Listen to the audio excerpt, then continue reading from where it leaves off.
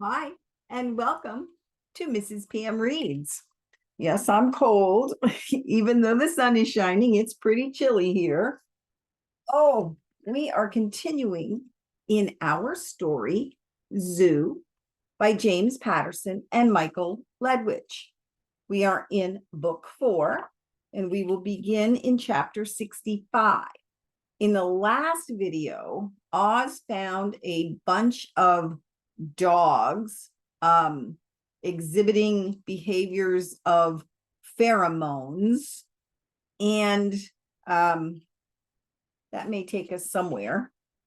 And then we met a guy in Russia who is waiting to kill some wolves, and they are just coming across the bridge. He thought he was safe. He didn't think they'd cross, but here they come. And that is where we pick up chapter 65. We're still in Russia. Spitting out a sticky pine needle, Prokopovich rivets his eyes on the approaching wolves. They are moving fast, but he tries to count them. Soon, the task of counting them becomes overwhelming. He can't. There are too many. What he sees is impossible. He has heard of packs of 10, maybe 15. Surely there must be 50 wolves, 50, spilling out of the trees, funneling over the bridge after them. Prokopovich straps the rifle on his back and hurries down the tree. What now, hunter man? Kirill says, soothing his nerves with a swig of vodka from his canteen. Kirill's face is cauliflowered and inflamed with rosacea. His eyes are like raisins. Prokopovich pauses for a moment, frowning. It is not Sasha, who still plays hockey, or his cousin Jurg, the weightlifter, whom he is worried about. It is the largest of the men, his best friend, Kirill, who causes him concern. The big, boisterous fool is squatting against the trunk of a tree, wheezing like a concertina from the exertion of the morning's uphill march. Kirill is fat as a swine and smokes like a broken truck, and is as slow-moving as sap in January. Dead weight, Prokopovich thinks grimly, looking at his friend. Blya. I don't know what that is. B-L-Y-A. It's Russian. We run, you drunken pig. We run for our lives. The wolves are a swarm of gray dots in the distant valley, slaloming between trees up the mountain. They make no noise, no barking, no howling, only silent running. Hurry, run if you want to live. The men have one last chance. There is another bridge over the ravine, a little less than a kilometer further north. It is in even worse shape than the first, a mere skeleton of a bridge with no ties at all. They will have to scale the outside of its rusted latticework frame, an almost suicidal enterprise, especially for poor fat Kirill. But there is no other choice. At least there is no way the four-footed wolves will be able to cross that. The problem is getting there in time. They are within sight of the bridge when Kirill drops. He looks terrible. He huffs at the air like a fish out of water, hacks into his fist. His face is swollen, the color of borscht. German or Russian words. He says between gasps, no more, can't, not one more step. There's dots in between the words. Damn you, Prokopovich gives him a savage kick. For all the good it does, he may have kicked a tire. Murak, get up, you son of a bad word. More Russian. Jurg adds, my wife isn't going to be a widow because you're fat. More Russian. Go, both of you, Prokopovich says as his knees crunch in the pine needles beside Kirill. Kirill just needs to catch his breath. We will catch up with you at the bridge. Sasha and Yurg do not need to be told twice. In a breath, they are gone. Prokopovich holds Kirill's heavy shoulder and gazes forlornly through the trees at the distant Ural Mountains, looming to the east. Go, Cheslov, Kirill pants. Sorry. Don't do this. His beady eyes look defeated and miserable. Yurg is right. I am fat and useless. I am too weak, always have been.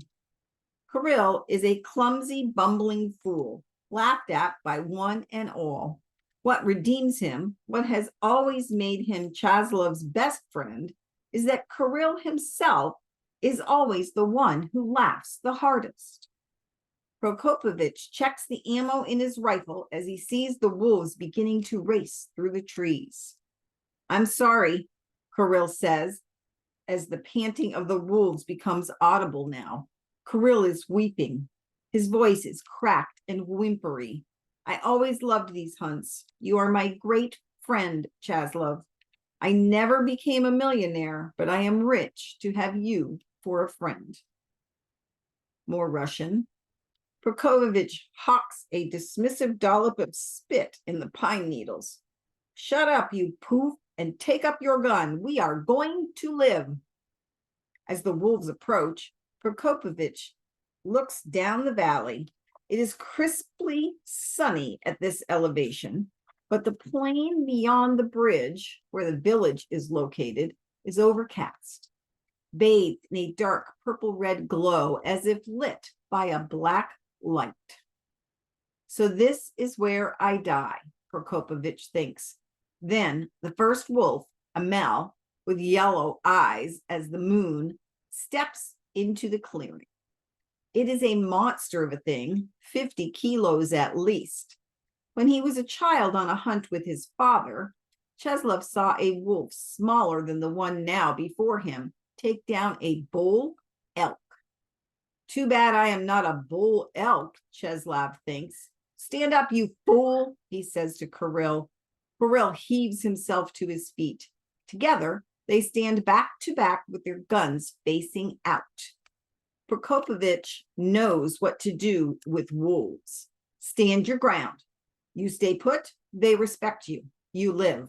You run, you die. The wolves begin to gather around them. More and more come. The groups of wolves begin to mingle, merge, intermesh. Snarling, growling, teeth snapping, staccato bursts of threat barks. The wolves form a circle around them. They advance, they retreat. The air is filled with a cacophony of barking. Prokopovich can feel Kirill quaking against his back. Stand still, Mudak, he grumbles at Kirill behind him. We stand our ground, we live. We run, we die. They smell your fear. Lots more Russian. Kirill is half whining, half mumbling. This is so effed up. This is so effed up. Kirill squeezes the trigger of his gun and a shot goes off from the hip, aimed almost at random into the crowd of wolves. Cheslov feels, who did that? Kirill. Cheslov feels the gun crack against his elbow. A jet of blood leaps into the air like a squirt of bright, dark berry juice, and there's a whimpering howl. Kirill, Prokopovich shouts, no! He hears Kirill pull the trigger again. Another howl and a spurt of blood. A wave of fresh agitation moves throughout the circle, a smell of freshly crazed barking. Not a smell, a swell. Whatever, Chaslov thinks. F it. And he, too, fires a shot into the crowd. They kill about 7 of them. More keep coming. Then Kirill decides to run. He leaves their post in the middle of the circle and tries to bolt. A moment after he does, just a fraction of a moment later, a sliver of time so thin an eye blink does not describe it, the circle of wolves rushes in to close. Their bodies become a whirlpool of fur, roaring throats, thrashing legs, ripping jaws, all piling on top of each other. Prokopovich squeezes another fistful of bullets into the horde, but it is useless. The wolves swarm over the two men until they disappear beneath them. It goes on for several minutes before the clamor dies down. The pack loosens and the wolves separate, rove the field, sniff the ground, begin to tumble and growl, not in earnest violence, but in play. Chaslev and Kirill are gone. There are no bodies left to speak of. There is blood smeared across the floor of the grass and pine needles. Many of the wolves have bloody snouts and mouths, and some of them lick blood from their damp, matted fur. Some of them squabble here and there over bones, but the men themselves have disappeared. Chapter 66. Oh, I'm sure I looked like a zombie who had freshly clawed out of his crypt when I flung open the door of our apartment. I heard the clink and scuttle of Chloe putting away groceries in the kitchen. I left the keys in the lock and sprinted down the front hallway. As I stood in the kitchen doorway, Chloe looked at me as though I had gone completely crazy. I looked it. I was slathered with black filth and breathing hard after running back from Bryant Park. But I wasn't crazy. For the first time in years, I knew I was right. Hi, I said. So, she said, how was the meeting with the mayor? Her voice was sarcastic. Incredibly productive. Chloe stood up from where she knelt beside the open refrigerator, closed it. The mayor's office just called. What the hell happened to you? I took the jar of salsa she was absent-mindedly holding and set it firmly on the counter. I held her by the shoulders as I struggled to catch my breath. I figured it out. My voice was choked with excitement. I tried to calm it. The reason for the attacks, it's not a virus, it's pheromones. Chloe looked at me askance. You're not making sense, Oz. I started to collapse into a chair next to the kitchen table. Don't touch the furniture, Chloe said. I remained standing. On my way to the meeting, I saw a stray dog, I said. I followed it into a tunnel beneath Bryant Park. Inside were more dogs, thousands of them. Chloe nodded, mental gears turning. You saw another dog pack? She said, like the one on the video? Yeah, I said, nodding. I started to wipe sweat from my eyes with filthy fingers. Thought better of it. Got back to work on blinking it out instead. But here's the thing. They were all grouped together, rubbing against each other, behaving in a way I've never seen before. They were mating, regurgitating food. They had these chambers where females were giving birth. Disgusting, said Chloe. Then she began backing away from me, her hands flying to her face. Mon Dieu, what is that smell? She said, finally catching the full brunt of the dog sludge I'd crawled through. Exactly. I shimmied out of my shirt. My pants followed a moment later. I was leaving black streaks on the kitchen tiles. I rummaged through the kitchen drawers in my socks and underwear, found a plastic bag and threw the clothes inside, tying it tightly. We need to test my clothes. It's their smell. I think the dogs are emitting it, but they almost weren't acting like dogs, Chloe. I know this sounds insane. They were acting like insects, like ants or bees or something. It's not a virus like rabies. that's making the animals go haywire. We need to test some kind of new pheromone in the environment. That's crazy, Chloe said, still covering her face. Is it? I said. This whole thing has been staring us in the face from the beginning. How do animals communicate? Subconsciously, I mean. How do dogs, bears, hyenas recognize one another, their environment, their territory?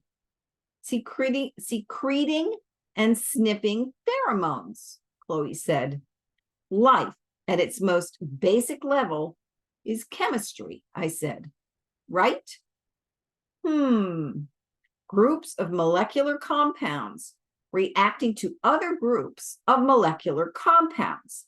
When an animal sniffs a rival or a predator, it receives information that changes its behavior. That's what's occurring here in some way, except the animal signals are getting crossed somehow. The signals they're getting are making them act against their instinct. There's something new, something wrong, either with the pheromones themselves or the way the animals are processing them. It might make sense, Chloe said, getting into it now. The mutations we found in the animals were in the amygdala, which usually governs the sense of smell. I paced back and forth across the kitchen in my underwear, still holding the sagging trash bag full of my reeking clothes. I think it may even have something to do with that bizarre stuff that went on with Attila, I said. A chimp's sense of smell isn't that great, but I rescued him from a perfume lab where they were doing chemical experiments on him. I think the pheromone or whatever it is in the environment somehow made him go crazy. Like a steroid or something, Chloe said. Are the animals exhibiting a kind of chemically triggered rage? Could be. But why all of a sudden? Chloe said. What's changing the way they perceive pheromones? I don't know, but I do know that we need to find some pheromone experts and put them in a room. Yesterday, more like 5 years ago. I'll call the lab. You call that government guy, Leahy. And I think we finally caught a break on this thing. And that's where we're going to stop. Now, way, way back in the very beginning, do you remember? The lions were sniffing and they caught a scent. Interesting. Now, is it happening naturally or is somebody creating? I guess we'll have to keep reading to find out. All right, you guys, I hope you stay warm and I hope you have a wonderful day. I will see you next time. Bye.